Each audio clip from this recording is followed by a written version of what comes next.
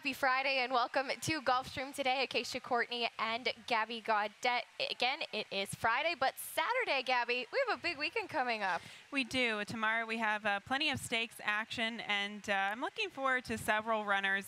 Overall, it's just a pretty quality card, but we have Keen Ice coming back from the Breeders' Cup and coming off a little bit of a layoff since the Breeders' Cup, and he's going to be using tomorrow's stake as maybe a prep for the Pegasus World Cup. So excited to see him, and excited to see some other horses coming back. Heart to Heart is one of my favorite horses for Brian Lynch, and Stone-tastic as well, looking to go back-to-back years. Stone-tastic coming back for revenge in the Sugar Swirl. We do have 3 Grade 3s tomorrow, the Sugar Swirl, Rampart, and Harlan's Holiday, as well as 2 non-graded stakes, the El Prado and the South Beach. So don't forget to come for lots of great racing action tomorrow. But today we have a really fun contest going on. It's Beat the Expert. You have to try and pick more winners than me this week. So you have until first post, which is at 12:35 today. So go to facebook.com/GulfstreamPark or GulfstreamPark.com. 10 races on the card. If you can pick more winners, you'll have a chance to win one of those awesome polo shirts that says that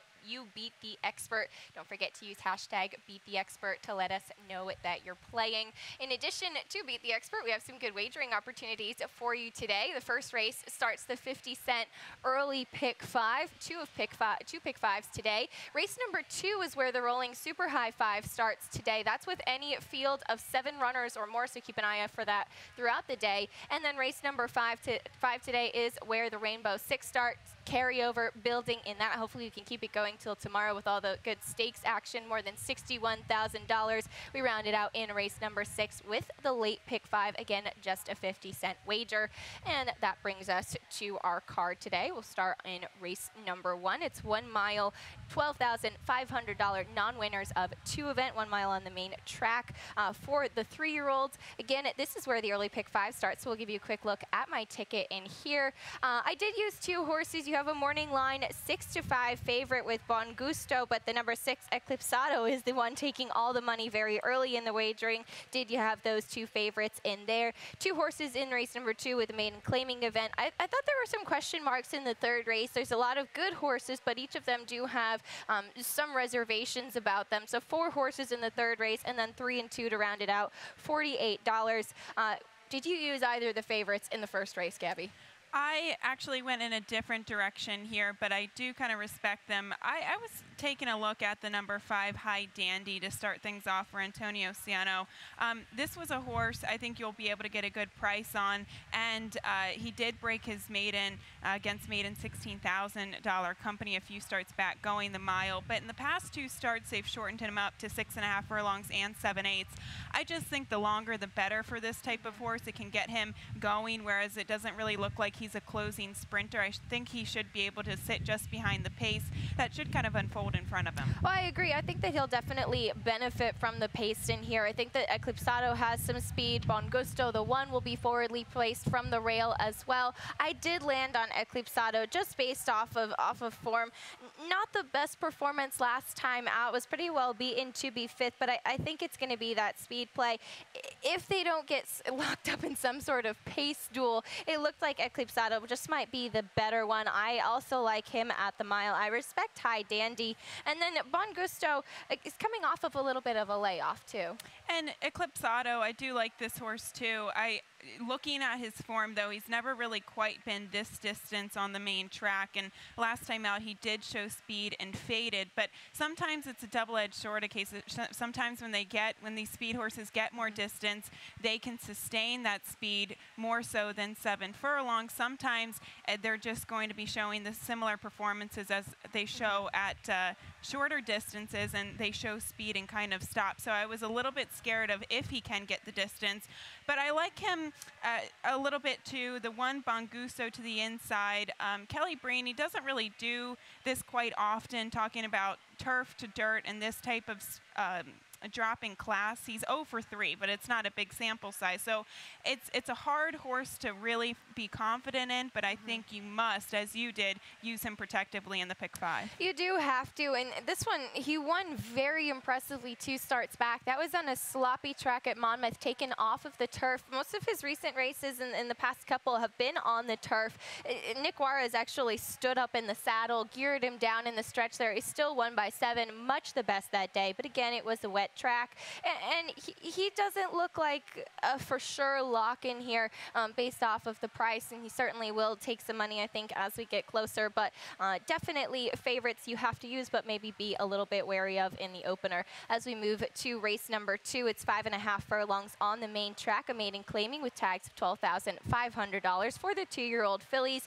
A nice field in here. You landed on the Blonde. The Blonde, and maybe aptly so, aptly named here, because both of us here are blondes. But the Blonde, obviously this filly did debut at 5 furlongs on the turf, and overall it wasn't a bad performance against maiden $16,000 Company. She was really, really far back early, and she made a little bit of a bid. We saw some other horses in there go on to improve, Chocolate Bourbon being one of them, won a maiden $16,000 race in the next start, and overall Victor Barbosa Jr., he's got pretty good stats here with this type. I know it's a small, very small sample size, but you have to take what you can get. And with the statistics here for the connections going turf to dirt, sprint distances with maidens, they're about 3 for 7, so 43% and a positive ROI. And the mare won twice going a distance of ground on the dirt. So there's a little bit of pedigree to suggest that the transition to the main track shouldn't be an issue. We can definitely see improvement with the change. I thought the race was okay on the turf. She's definitely going to have to get out of the gate a little bit better. She was off kind of slow last time, so maybe now that she has some experience under her belt. But I did land on the number 5, Cotton Princess, who for Dave Brady debuted against $25,000 maidens on the dirt at Gulfstream Park West. It was a pretty good race. She didn't really have much of a threat in the stretch there, but it was against tougher than she'll face today. She drops right away. The Dam won it too as well. There's some precocity in the pedigree as well, and I think that most of Dave Brady's runners do in general do better second start versus first time out. Absolutely. You can even see with maiden second time starters, the statistics go up dramatically. So this is a horse you definitely want to respect. And sometimes just the drop in class alone will do it, Acacia. Sometimes these horses from the turf don't transition to the main track. Sometimes, as my top selection is, doesn't really have a lot of early speed. And I think with the drop with Cotton Princess, it might make her a little bit more forward. And I also like the attention that she got from the betting public. She went off at a pretty short price at 3 to 1 in her first start. So I think that was definitely a vote of confidence. Definitely get a little bit of confidence there. The number 8, Anthony Last to the Outside, was one that intrigued me, but I didn't quite trust her yet to put her too high up in my ticket, but I want to go back and show her race on September 11th. This was her most recent start. We're going to show the head-on of the break and just show how she was knocked around a bit there. She was off slower than I think that she wanted to be. She did show some late rally. She just got bumped around. We'll show the pan shot as well to see how she's in there with a group of horses. Now she's stuck behind a wall of horses being off slower. I think she gets out a little bit cleaner today. She's moving to the main track for the first time too. So some questions, but she also gets that class drop. And she's actually kin to a horse that was a 2-time winner sprinting on the dirt. So maybe she could even improve getting to the main track. She did experience trouble last time out, but it's hard to really focus in on the early trouble just considering she's on a new surface here today. She does draw an outside post. She gets the blinkers on. Maybe we could see her show a little bit more gate speed. These are tough races, and as soon as you get to the low-level maiden claimers, these are the races that you want to try to pick kind of oddball horses in the early pick 5, and then maybe find your singles or go a little bit shallower and maybe more legitimate maiden special weights or allowance fields later. Yeah, good tactic there if you're doing those multi-race wagers. Don't forget that race number 2 is where the super high 5 starts. As we move on to the third race, it's 5 furlongs on the turf, one of those maiden special weights that Gabby was talking about. This one, a very nice field for the 3-year-olds and upwards. How did you see this one? I went with an odd horse here in the 3 Muzzy on the Move, and we have a statistic here, and it's kind of an odd statistic too for trainer Dave Fox, but I was very intrigued by the betting on this 3-year-old colt in his first start at Keeneland. And we can see by these statistics off of DRF Formulator, Dave Fox, he started 13 horses over the past 5 years at Keeneland. Only one of them was favored, and that was an older horse. So the fact that this horse went off as the betting favorite, was clocking workouts very well here at Gulfstream, went to Keeneland, went off at a short price, and at first asking there against Maiden Special Weight Company, just made me think that maybe the connections really think that this horse has some talent, maybe didn't like the particular conditions of the track that day, now going back to the drawing board, trying a new surface. I think this horse could be sneaky good. I agree, and I looked at this horse for a while and wasn't quite sure what to do with him. It was really interesting that he did go off as the favorite. He broke to the outside last time as well. I think he's drawn better here today, showed a little bit of early speed, and then he just kind of stopped, which is why I couldn't feel like I put him on top. Maybe now he's got some experience. He's going to improve off of that. We know that he can show some early interest and show some early speed. He has a really good work tab since that first start. He's now back in South Florida. He's trying the turf for the first time too. Maybe all of those things will come together, but it does kind of seem like they're just throwing the kitchen sink in. I had him on there, but was a little bit hesitant. I did land on the number 2, Difference Maker, who alluded to this earlier, has his own share of questions as well. Hasn't raced in about 11 months. And I believe we have a statistic here for Ralph Nix with first-time turf horses sprinting, and he is 25%, so that is a strong statistic there, but it is a negative ROI. So a lot of the time these horses, you see the negative ROI, they underperform, but they still do win at 25%. So this is a horse that I think will potentially take money. There are some unknowns. Will he be able to like the turf? He's bred to like the turf. He is by Wildcat Air. And he is coming in off of a layoff. And last time that we saw him was in early January. And especially that particular maiden special weight, those were some of the tougher maiden special weight contenders that we saw throughout the winter. Deep Sea, Great Glory. They haven't really panned out since then, but at the time those were really good races. So my question with a horse like this is, he was running so well on the dirt. Why not bring him back off the layoff on the dirt? That's a question too. He's also coming back as the first time gelding. So there's a lot to be hesitant about with him. The number 1, Forgive, keeping in with this theme, came off of about a 10-month layoff, had a race last time out at Kentucky Downs, tried a little bit in the stretch, a nicely bred one, just haven't really seen those kinds of performances, or at least the kind of performance off the layoff yet that you would expect from this one. Well, he only has 2 career starts, so I think that is something to definitely consider, and he could absolutely improve second off the layoff. His debut performance against New York Breds was very, very strong. He closed rapidly from off of the pace. They went average fractions in front of him. I mean, visually, that was one of the more impressive races that I've seen comparable to the rest of the field. Last time out, and we've kind of said this time and time again, Kentucky Downs has a very odd configuration. At 6.5 furlongs, it's almost like a very exaggerated horseshoe. So that type of configuration, as opposed to here, 5 furlongs, absolutely different. And plus, it's got a European type of style. So some horses like it, some don't. I just like the fact that he has a 6.5 furlong turf race underneath of him off of the layoff, cutting back to 5/8 a day. It'll serve as a good bottom for him. My concern is with his closing running style, the rail post position could be kind of tough. Yeah, he does have the benefit of having those turf races and a little bit more distance on the turf versus some of the other horses that we like in here. Both threw on the number 6, the four-man for Dave Brady. Javier Castellano climbs in the saddle. This one's been working nicely at Gulfstream Park West. We talk about a layoff. This one hasn't raced in about a year. And we have all these horses coming off layoffs, and that's why when I look at this race, I still am very curious with the 1, Forgive. I think this is a horse you must use because he is the proven commodity in here. He's got a race underneath of his belt. There's so many question marks, but at least he is the known in here. He does have a little bit more trustworthiness to him than maybe some of the others as we go to the 4th race today. A maiden claiming $75,000 tags, 5.5 furlongs on the main track for the 2-year-olds. Scratch, a notable scratch of the number 1 Malagasy for Todd Pletcher. And I think that the number 8 is definitely an interesting one. Actually, 10-1 on the morning line.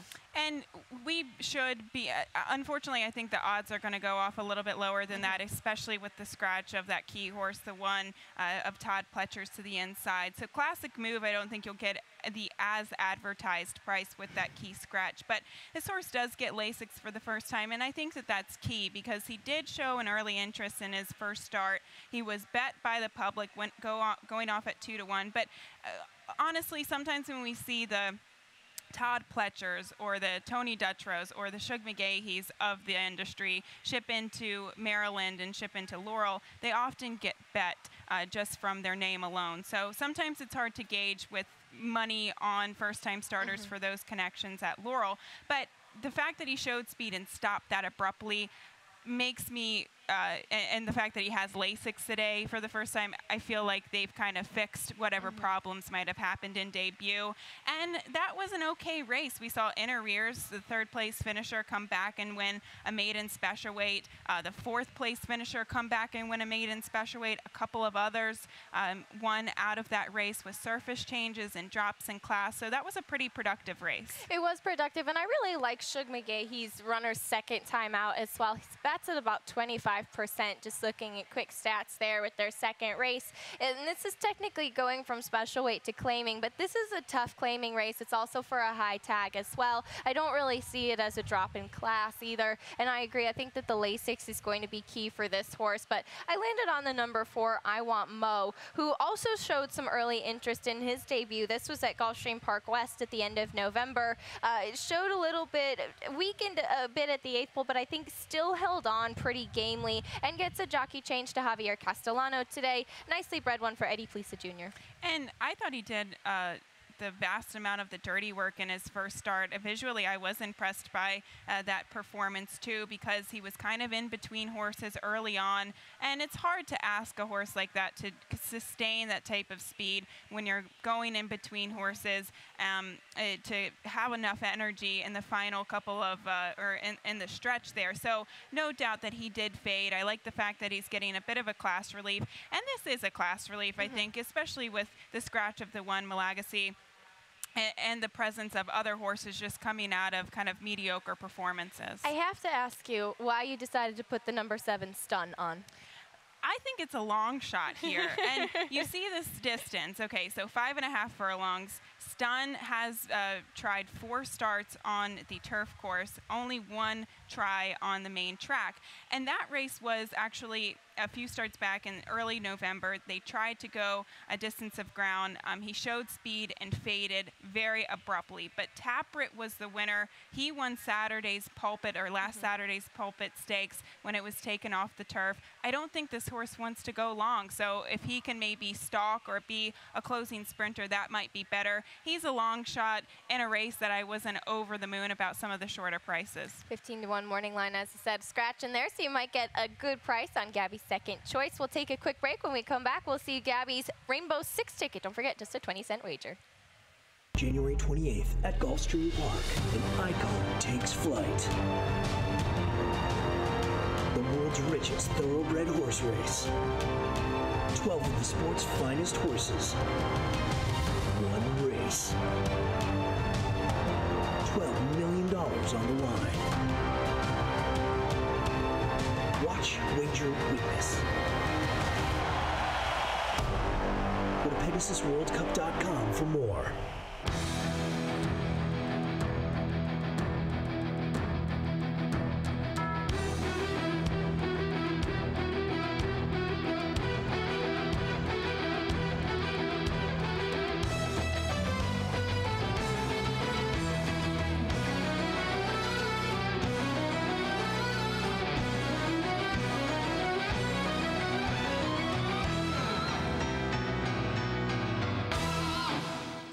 Welcome back, Acacia and Gabby here, ready to tackle the Rainbow Six. It starts in race number 5. It's a mile and a 16th on the turf. 16,000 non-winners of 3 for 3-year-olds and upward. Gabby, let's see your ticket. Let's take a look at it, Acacia. And I did single in race 9 on Clip the Coupon, Annie, to make this ticket a little bit more affordable for $57.60. There was a key scratch in there of Wesley Ward horse. I thought that that was the only other horse that could potentially beat that favorite for Todd Pletcher off the layoff. So with that scratch, I did have a little bit more confidence in singling her in the sequence. But using 4 horses to start us off with the 3, 4, 6, and 7. 4 horses in race 6, just 2 in race 7, 3 in race 8, and capping it off with 3, 7, and 10 in today's finale.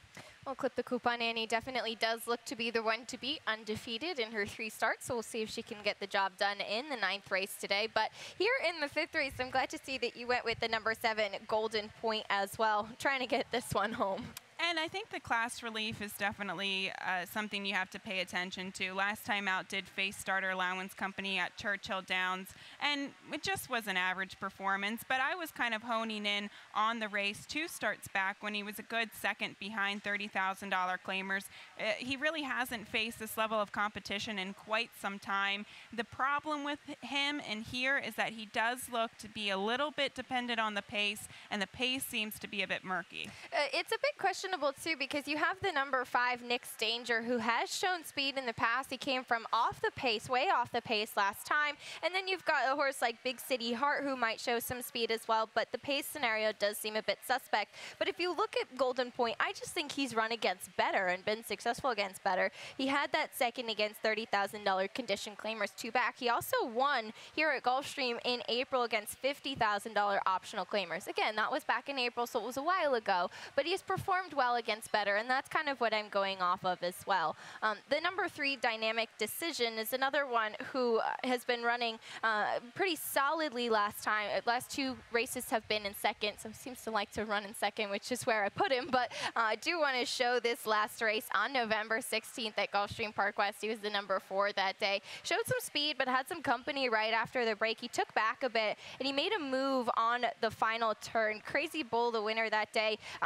just outran him. It was fast fractions for this level. They went 23 and 4 for the opening quarter. That's a pretty fast quarter for this 16 non-winners of 3, especially at Gulfstream Park West. I thought he kept on pretty solidly there.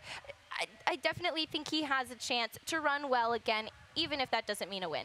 Yeah, he dropped to the $16,000 level in the past 2 starts, and he does have 2 seconds on form. But I thought his last race was a little bit better than his race 2 starts back, because he did make the first move into that pace that kind of collapsed in front of him, whereas the winner, Crazy Bull, made that second move, and sometimes that's all it takes. So I like the fact that he at least showed a willingness to sit a bit closer to the pace, so he's got a little bit of positional speed, and that will help him in a race that there's not a clear-cut pace setter in. Well, it looks like between 2 horses for us on the top, you also use the number 6, Modern Tale. I really like this horse the more I look at him, because last time out I went back and watched that replay. He did get into some slight trouble at the 3/8 pole, but he really wasn't able to make his move at the quarter pole a key point in the race. So it took him a few strides in the stretch to get his wheels going, and by that time it was just too late. But overall he was just beaten 3/4 of a length. Now I know it was against much tougher or much easier company, $5,000 claimers at the Meadowlands, but I just liked what I saw from him, that really strong, potent closing run there. And the winner of that race, he came back to actually win a $15,000 race at the fairgrounds with a 71 buyer speed figure. So just as kind of a priced horse, I do like him just based off of his last race. Something to keep an eye out as we move to race number 6, 6 furlongs on the main track, a maiden special weight for fillies and mares 3-year-olds and up, and this is where the late pick 5 starts. We'll give you a look at my ticket. I admit I did not have the same kind of confidence in Clip the Coupon, Annie. I actually went 3 deep in there after the scratch of Wesley Ward's horse, but I don't blame you at all for singling. She is the horse to beat. 4 deep to start it off in the 6th race, and I just think that there are some nice runners in here. Again, might be a little bit hesitant singling in on one of them, then 2 deep in the second leg in the 7th race, trying to get Belle Postier home for Chad Brown. I'm interested in that horse, 2, 3, and 2 for $48. Looks good. $48 is that ticket. And I I like your strategy in that you use several horses to start things off. This is a pretty salty maiden special weight. Yeah, I don't like getting kicked out in the first leg, but I landed on the number 2, My Life for You. You didn't use it all. Gilberto Zerpa is the trainer. I think, yes, it's a first-time starter, but this one's been working nicely, I thought. And that's the tricky thing about Gilberto Zerpa first-time starters, is because a lot of his horses, he's really fond of giving really strong workouts, especially with his young horses, really strong, flashy workouts. And yes, they have been strong, flashy workouts for this 3-year-old debuter, especially at Gulfstream Park West. I mean, she went a minute flat for the 5 furlongs last time out. But maybe I'm a little bit bitter because I have picked horses off of their flashy workouts for Gilberto Zerpa, and it hasn't panned out for me. And we'll show a stat here for the connections with this type of angle, a maiden special weight first-time starters on the dirt. He's only 3 for 23, so that's 13% and a negative ROI. So that and my previous history with picking first-time starters for the barn made me go in a different direction. But I do think that she will be a better price than my top selection, which is a 3 Cold Grey Dawn. Well, I can't blame you there off of that stat. It's a good stat and definitely one to take a note of. What I think is notable with Gilberto Zerpa is to see the presence of Emisel Jaramillo aboard for this filly's debut. They bat about 40% together when they team up in trainer jockey stats. But Cold Grey Dawn, excuse me, definitely one to have on for Todd Pletcher. Hasn't raced since February, but we do want to go back and show that race. This was on February 28th here at Gulfstream. We're going to show the head-on of the break. This was going 1 1/16 as well. She was the number 9. She was bumped and drawn outside, and then she was just kind of stuck wide the entire time. I think that she wanted to get forward a bit more, so she was hustled up early. Now we're in the stretch. She tried to make a bid, but just not enough. I think she wanted to be out further earlier. Horses started passing her on the outside. I'm curious about the cutback in distance. Early on in her career, she had a good second sprinting, but her other 2 races were going a distance. Well, the 1-turn mile, too, that was her second start, but I actually liked her first start. I like the fact that she at least showed a willingness to kind of close, whereas going 2 turns on the main track, and that's what we saw from her last performance, where she was fading. She looked very leg weary, and it just showed me that she does not want to go a distance of ground. Look, she might be different now as she's had some experience. She's been laid off. And 3-year-old, she might just, in her 3-year-old season, moving on to 4, she might be able to get more distance. But I do like that Todd brings her back at this sprint distance. My Dear Venezuela beat her in her first start. She came back to face pretty hard knockers, stretching out to the 1-turn mile. Even Tail for Ruby, that filly would eventually go on to win the Safely Kept. So she has some versatility to her, some tactical speed. We'll show a stat, I believe, for trainer Todd Pletcher with these types of layoffs, 180-plus day layoffs on the dirt, sprinting. He's 40%. Now, it is a negative ROI. That's definitely something you want to pay attention to because sometimes they do underperform. They're bet off the screen and they underperform.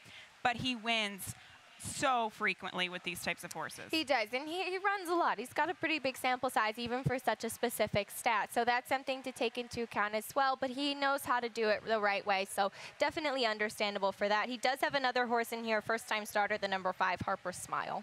Harper's Smile is by City Zip. You have to love that pedigree. Javier Castellano is named aboard here, and probably one to respect. On the bottom side, Sea Gift. This filly is a half to Chitu, who won the Grade 3 Derby at 3, ran in the Kentucky Derby too. So there's a little bit of nice pedigree there. And City Zips, they're often always precocious. I love him as a sire. I love City Zips, Spites Towns. Some of those horses are just, some of those sires are just some of my favorites. Yeah, done very well in the breeding shed as well as on the racetrack as we go to the 7th race, 7.5 furlongs on the turf, 16,000 non-winners of 2 for fillies and mares, 3-year-olds and upward. We both went to the outside. You landed on the 9, Doing the Watusi, a horse that I was just kind of hesitant about. And thanks to Ron Nicoletti, we know what that is as we Googled it, doing the Watusi. I didn't know what it was, actually, in all three of her first starts. But now that we're aware, I think this filly's going to win. No, but maybe we'll get Ron to dance for us. Maybe if she wins, maybe he can do a victory dance. I think he liked her a little bit as well. But she's a filly that I think will like the cutback in distance. And I'm by no means fully confident in a horse like this, but I thought she closed well at 5.5 furlongs. She took complete advantage of a speed favoring track in her second start at Laurel on the 7th of October. We just saw speed hold very well that particular day, and Alex Cintron wasted no time in sending this filly out of the gate and maintaining that lead and holding on against Maiden Claiming Company. So I will say that's the negative. I don't think she's going to get the lead today. I do think the 3 is probably faster to her inside. But what my tipping point was, the class that she ran against. She's dynamite. She's been winning some really nice races, getting into the 75s, mid-70 buyer speed figure range. So that was pretty good.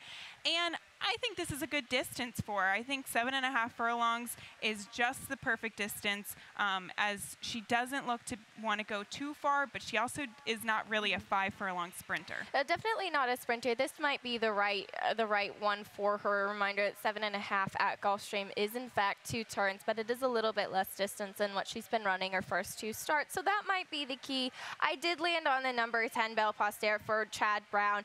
Was wide throughout in her last start against 25 non-winners of 2 claiming types, going a mile and a 16th last time out at Aqueduct. She still ran okay. She had some rally at the end. She was only beaten under 4 lengths to be 6th that day. She gets Javier Castellano aboard. I think there's a lot of upside to her. Well, I agree with you that she was about 3 or 4 wide pretty much the entire way. I didn't quite see any late rally from her, but what I did see was that she was kind of fading, which I love the fact that she's cutting back to 7.5 furlongs from a mile and a 16th. I think this distance is going to be much preferred, and she does get a tremendous class relief. The blinkers go on to sharpen her up a bit.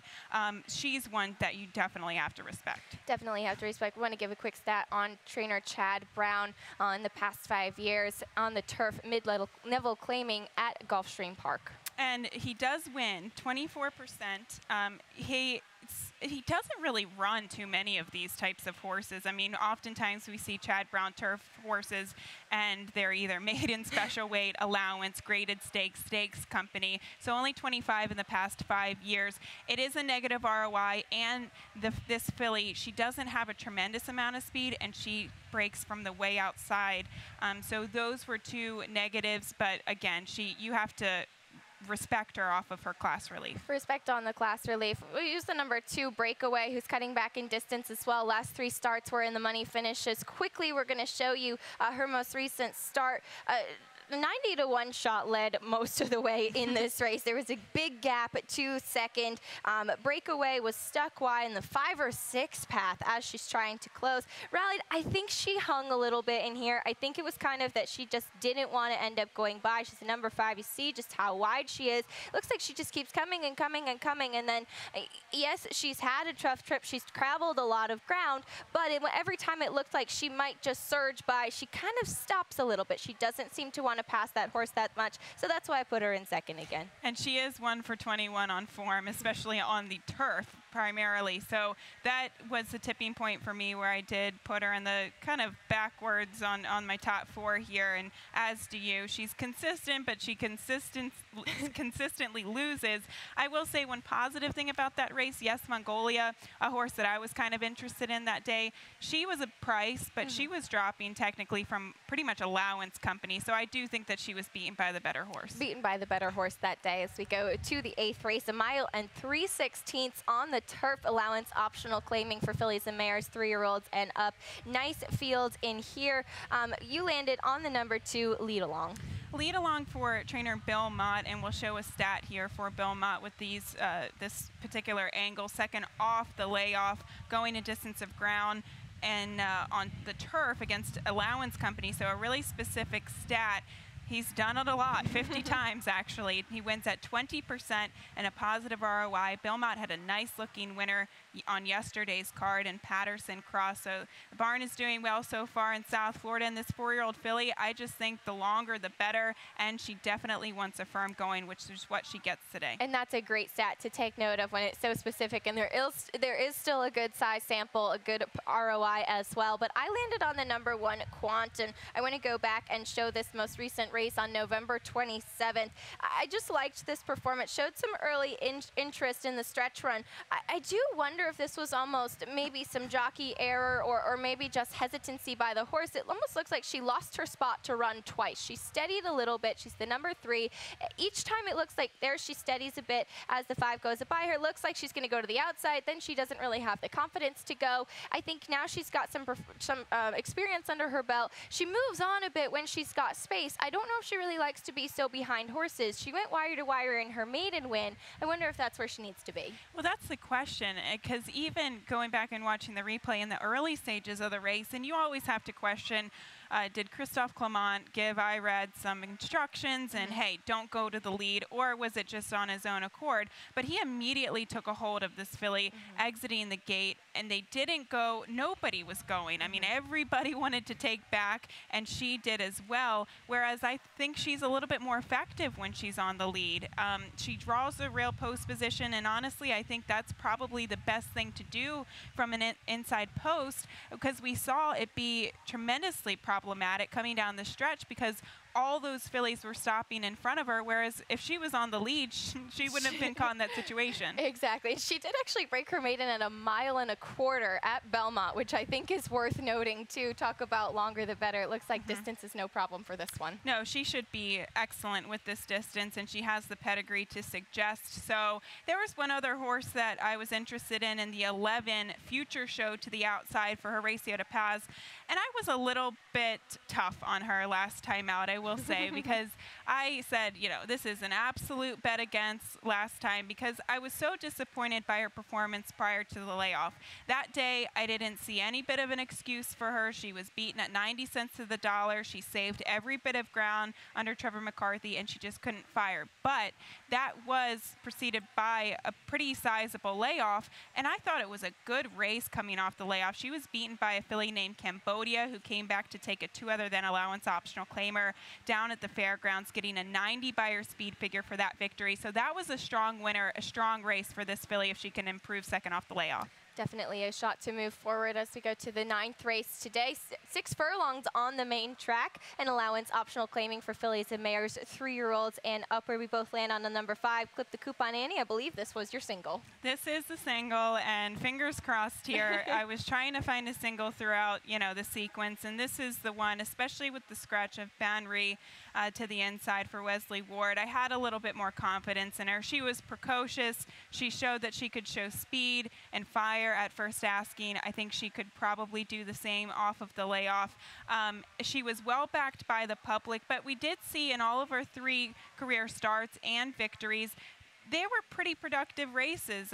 In her first start, the 3rd place finisher would go on to win a restricted stake at Belmont. In her most recent start prior to the layoff, that 3rd place finisher came back to win a grade 3 on the synthetic. So I just think she just is fast and probably a little bit better than the rest. Yeah, she's been running against a tough company. Her last race in the Franklin Square State Bred Stakes Company, it was only a 4-horse field, but she did have Wonderment, who was an eventual grade 3 winner, and the 2nd place finisher, Frosty Margarita, is a multiple stakes winner. So it was only 4 horses in there, but they were 4 very good horses at that. I agree, she's the one to beat. The number 1, Tripoca, is an interesting one, hasn't raced in about 4 months, had been keeping pretty good form prior to that. I think she needs to be a little bit forwardly placed, though. She did, and she broke kind of awkwardly last time out. She was really slow to the draw, and she didn't look well within herself for the majority of the race until she pretty much got in between the half mile and the quarter pole, and then it was like she found a second wind. It was just it was a very awkward and weird race because she hadn't really broken from the gate like that before. So initially I took it as a negative, but the fact that she regathered herself, found that second win, and closed quite well, I thought definitely merits respect for her. If I was going to go too deep in here, I would definitely use the one. I think she's one you have to consider as we move to the finale. A mile and a 16th on the turf, 16,000 non-winners of 2 for 3-year-olds and upward. It's race number 10. I landed on what's probably bound, a horse that's probably bound to take money, the 3 America's Kitten. You went to the outside. The outside, I thought that this was kind of a tricky race, though. The 10 Yorkshire Inn was the one that I prefer in here, just because he's dropping from a $30,000 non-winners of 2 lifetime condition in for the $16,000 tag today. And that, too, he didn't break well out of the gate. He was kind of slow to go. He checked early, actually checked back to last initially, and he looked loaded at the quarter pole. I mean, it looked like Eddie Castro was just going to swoop by them all, and then he just kind of tapered off.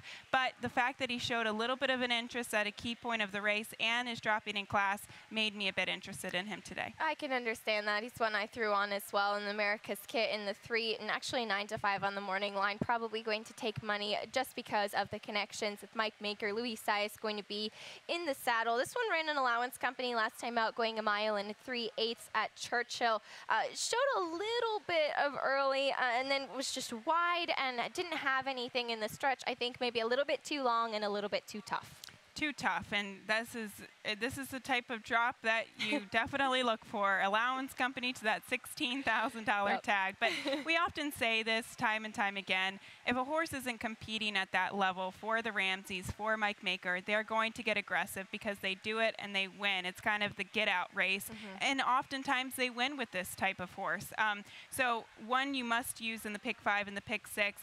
I was also kind of interested in the 7 Fair Prospect. I think he should be able to stalk from off the pace. He checked slightly entering the turn on the backstretch last time out, and he made this wide swooping run, and then he kind of hung a little. So that made me a bit skeptical, but you're looking at alternatives to try to beat the favorite in here. Exactly. It's alternatives trying to make some money there, but Fair Prospect ran well in his last start. To be beaten only a neck didn't look like he exactly wanted to go by, but I think one you have to take into consideration in what proves to be a fun Friday card. Don't forget to log on and try and beat the expert you have until post time of the first race. What do I love about horse racing? Everything.